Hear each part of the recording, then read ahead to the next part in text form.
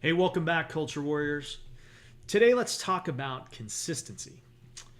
Every leader I've ever worked with, and I include myself in this, wants the same thing. We want consistency. We want consistent performance from our players. We want consistent habits from everybody around our team.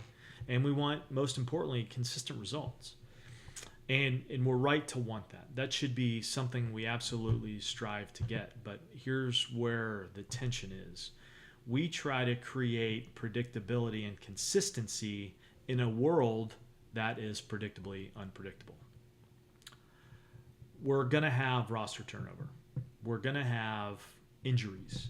There are going to be rule changes. There are going to be changes in our conferences and in our schedule, or so many other things that we don't plan for that can happen within our environment, and suddenly things are unstable or things feel unsure. But the real question isn't how do I control all of those things.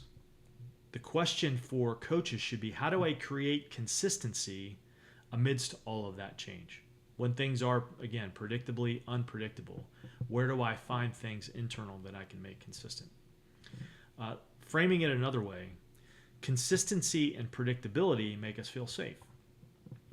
So I played a sport every season when I was growing up, and that alignment between the sport and the season created predictability. It was safe. If it was summer, I was playing baseball. If it was fall, I was either playing soccer or football, winter, basketball. You get the idea. There was a rhythm to it.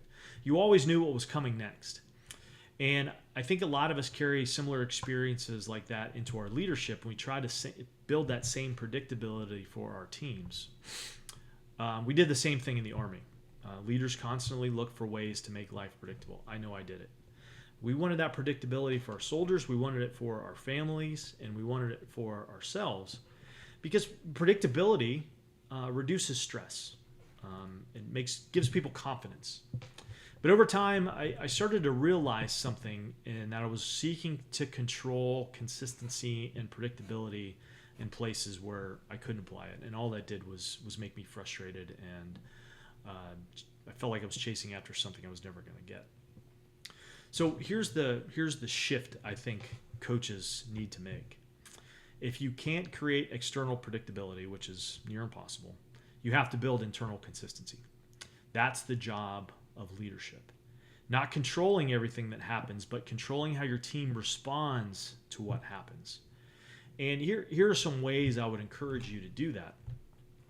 First, you got to expect the disruption in the first place. If you count on nothing changing, then you're going to be disappointed every time, because that's an impossible environment to create. There are only two types of plans, ones that might work and ones that won't work. So have a plan. Consistency doesn't come from perfect plans, but it comes from being able to make changes and adapt when the plan breaks, right? Second, know who you are and anchor in your values. When you know who you are, you can always anchor to your purpose and your identity to steady the ship.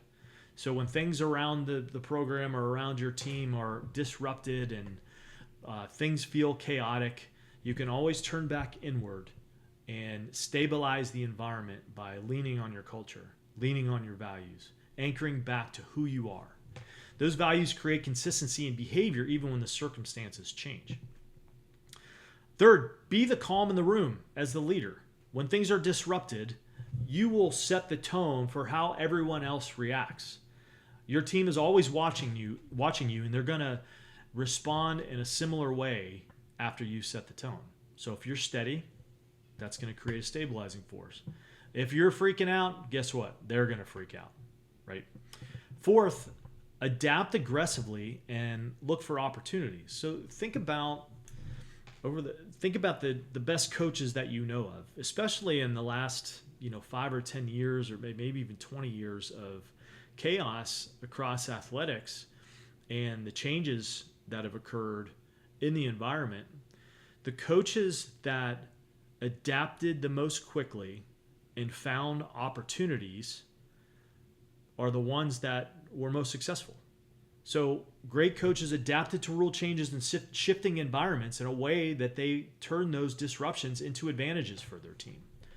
They didn't wring their hands and complain about, well, maybe they did in private, but in public and with their teams, they took those rule changes and they quickly adapted. They got over it and they made those things into advantages for their teams. And then finally, be courageous as a leader. Uncertainty creates hesitation, but the leaders who adapt to it quickly and lead with courage remove it. I heard one time, make a decision and make it right. So when things seem uncertain, again, anchor back to who you are, make a decision that's going to create the best opportunities for your team, and then lead forward. Make it happen. You're never going to eliminate uncertainty, as we've mentioned several times. But you can build a team that responds to it the same way every time. That's where you find that consistency. With clarity, discipline, and purpose, that's the internal consistency that you're looking for. And when you have that, you don't just survive the change. You can create, or you can take that change and create a competitive advantage. Excuse me. So if you're trying to find that kind of consistency in your team, that's exactly what we write about in the Competitive Edge newsletter. We provide practical ways to lead through real situations.